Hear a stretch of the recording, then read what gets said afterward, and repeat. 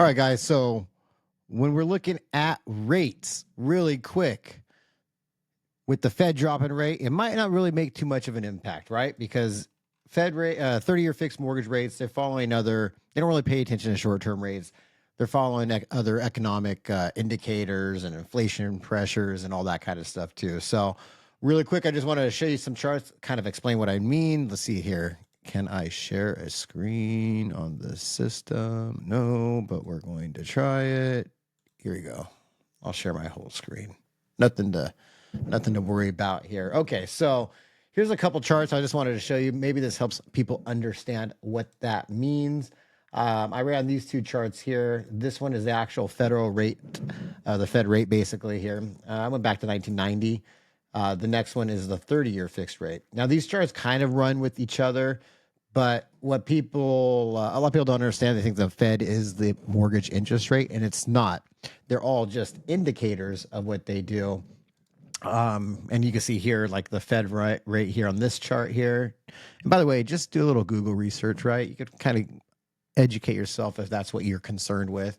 Probably shouldn't be nothing you're concerned of because you're not going to control that anyways. You're going to find out if it does fix your problem and it does help you for what you are trying to do. But the Fed fund rates, we could see where it was just a few years ago, right? We were barely pushing over. We were like a tenth, right? Back in this era, we were 0.07, 0.09, 0.06. We could see where that was and how that's gone up, right? To where we're at now, which was at 5.3, right? 5.25, 5.5, we're right in the middle there right now. This is the Fed fund rate though, right? Not the mortgage rates. The mortgage rates, you can see back in those good times, they were 2.7, 2.6, and now they got up to 7.3. And now we're getting to coming back down those low sixes right now, which is awesome. We're all excited. We all love it. But what I wanted to point out is how a lot of these follow each other and how some don't.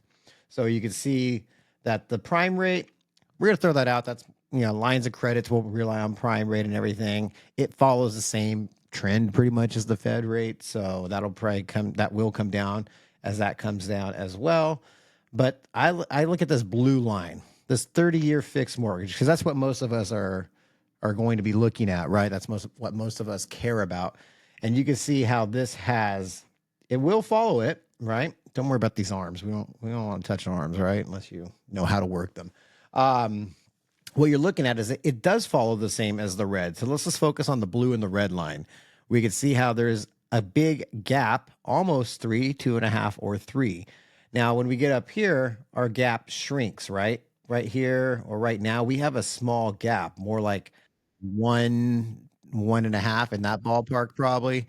And what that means is that's the spread, if you will. That's how I look at it. It's the spread of what the Fed lends money at and what banks lend money to you at, right? So, and that's why you're going to see these kind of follow each other, right? So this is like a good example of spreads as well. There's a ton of different charts out there. Take your pick. I just grabbed a couple that I thought would be kind of easy to understand. And we can see in these time frames, this isn't a good one. It doesn't go all the way here, but you can see where banks get skinny. This is what people lend on, and they're not making that much. There's a very thin margin. So like in this example, blue line is what they borrow at, the banks borrow at. Orange line is what they lend at, what they give you money for, right? So a bank will make a lot more money when there's a bigger spread. They'll make less money when there's a little spread, right? And that's what we're seeing right now too. So there's two ways. I mean, you can lower the Fed rate, can lower a whole point, and that might keep rates about the same because as you can see, they are getting a little skinnier, and that's probably because they're trying to get more funds out there to people, right? They're a little skinnier. When the market was good, the banks were happy, you were happy. Us homeowners, we were getting our loans in the 2s and 3s. Just a couple years ago, as you can see, the banks were making a huge spread, right? Like 3-point spread. And now they're making probably less than half of that on their spread. So my guess is that this red line is going to come down. Fed rates will drop a little bit, but banks are going to have to recoup their losses or their loss of the income that they made too. So they might keep these rates going straight a little longer, right? They might, and you can see that through history. They do balance that out. If there's a big gap, it gets skinny. They need another big gap. It gets skinny, another big gap, right?